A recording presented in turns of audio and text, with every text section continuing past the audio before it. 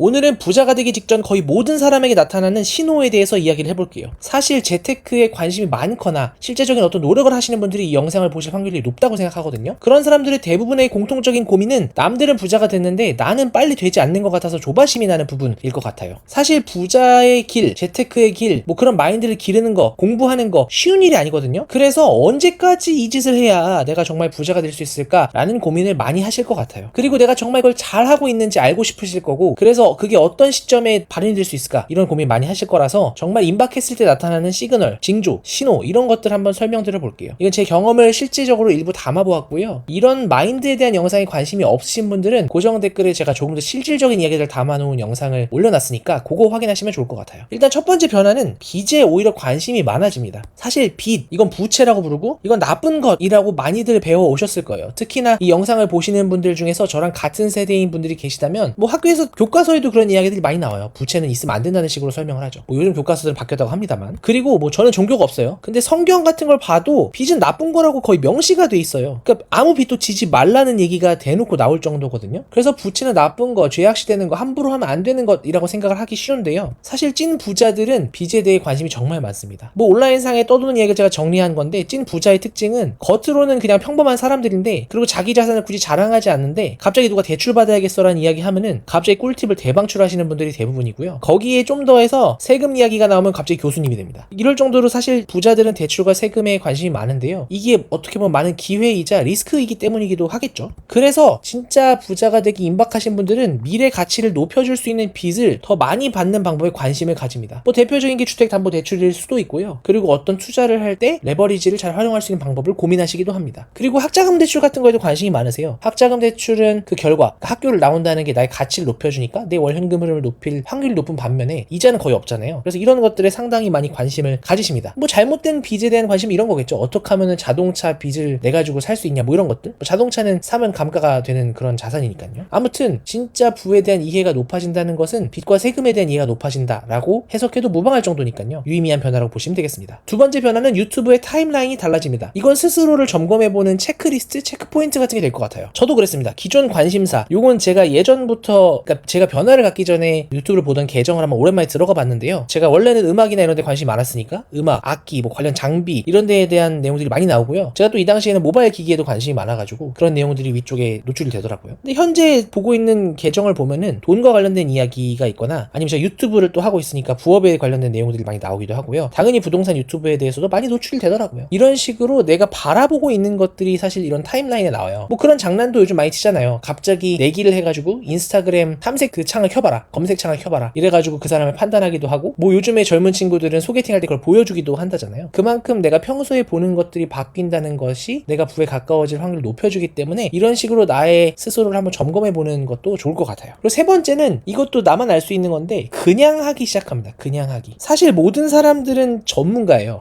좀 이상한 얘기일 수도 있는데 대부분의 사람들은 전문가입니다. 무엇의 전문가냐면은 하지 않을 이유를 만드는 전문가예요. 별 기상천외한 이유로 중요한 것들을 바로 실행하지 않아요. 아니, 다이어트를 하고 싶으면 그날 바로 운동을 하러 가면 되지, 안 갈 이유를 막 만들거든요. 그래서 이런 부분들에서 내가 변화가 있는지 없는지 한번 체크해 볼 필요가 있습니다. 자기 개발 이런 것들이 종종 놀림을 받는 이유는 실행하지 않기 때문이에요. 대단한 이론들을 익힌 다음에 그 이론에 의거해서 지금 하면 안 되고 나중에 해야 된다, 뭐 이런 식으로 접근하는 분들이 되게 많거든요. 근데 진짜 부에 가까워진 사람들은 이걸 깨달아요. 행동하지 않는 것의 비용이 행동할 때의 비용보다 크다는 걸 알게 되죠. 그러니까 뭔가를 하게 되면 시간도 쓰고 노력도 해야 되니까 그게 굉장히 힘들다고 대부분 사람들은 생각을 하는데, 오히려 그게 아니라 그걸 하지 않았을 때 생기는 문제가 더 크다는 거죠. 그래서 이런 말도 있어요. 부는 실행하는 사람에게 찾아온다는 말도 있기 때문에 이런 부분들을 간과하지 않으셨으면 좋겠습니다. 이걸 좀 더 이성적으로 표현해보면요, 어떤 것이 달성되는 건 그 일이 일어날 확률 곱하기 시행 횟수로서 이루어지거든요. 근데 그 일이 일어날 확률, 좋은 일이건 나쁜 일이건 아무튼 일어날 확률은 고정값이고 그게 정확히 몇 %인지 난 알 수가 없어요. 그러니까 이것에 집착을 하면 안 되는 거죠. 근데 아까 말씀드린 자기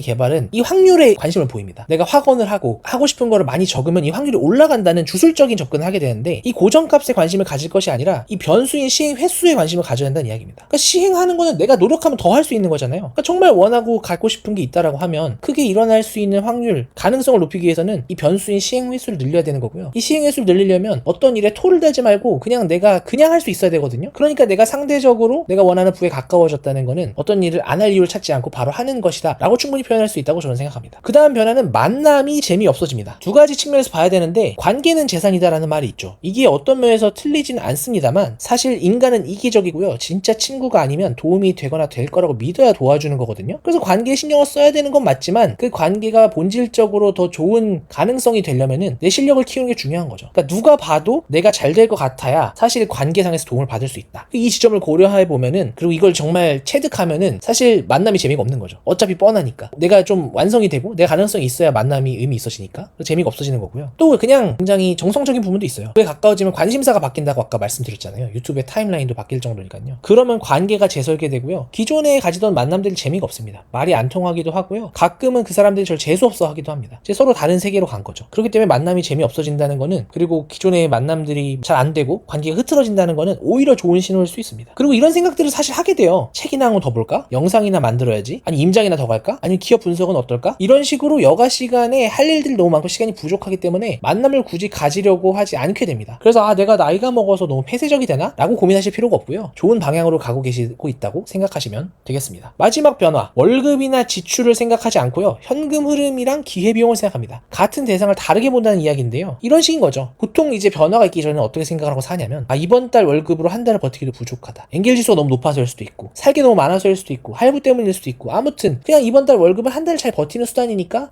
직장 어떻게 그만두지? 괴롭다 라는 생각만 하게 되는데요. 같은 월급을 가지고 변화가 생기면 이렇게 생각을 하게 됩니다. 뭐 본질은 똑같아요. 그러니까 월급으로 한 달 버티기 부족한 건 변하는 게 없죠. 팩트죠. 하지만 그러니까 하는 대응이 달라지는 겁니다. 그래서 부업도 더 해야겠다. 어떻게든 한 달에 벌 수 있는 푼돈이라도 더 벌어가지고 이걸 잘 활용해야겠다는 생각도 하고요. 그리고 새로운 현금 흐름에 관심이 많아집니다. 그래서 뭐 없는 돈 모아가지고 어떻게든 월세를 만들어 볼까? 배당을 만들어 볼까? 이런 고민을 하게 되는 건데요. 이 변화를 꿈꾸게 되고 실행하는 것 자체가 이미 부에 엄청 가까워지는 거라고 저는 생각을 합니다. 그리고 이런 변화도 생기죠. 워낙 월급이 부족하다 생각하고 월급을 버는 행위, 직장생활이나 사업이 너무 힘드니까 어차피 인생 뭐 있나, 출퇴근길 행복하게 좋은 차나 뽑자, 이런 생각을 많이들 하시게 되는 거죠. 근데 마인드가 바뀌면 그 5,299만원짜리 테슬라 사느니 그리고 테슬라 주식을 사는 게 더 나은 거 아닌가? 라는 식으로 기회비용을 생각하게 됩니다. 아까도 말씀드렸지만 뭔가를 살 때 빚 이야기에서 말씀드렸었는데, 그 가치가 떨어지는 것에 관심을 가지기보다는 등락이야 있겠지만 장기적으로 그 가치가 오르는 것에 현금을 넣고 싶어지게 되고요. 그래서 소비의 개념 자체가 많이 바뀔 수밖에 없습니다. 순간의 만족보다는 조금 어려움이 있어도 장기적으로 나에게 큰 이득을 가져다 줄 것에 투자한다 라는 마인드를 가지는 것이 사실 완성이 되어야 정말 부에 가까워질 수 있다고 생각을 합니다. 그리고 그런 것도 있어요.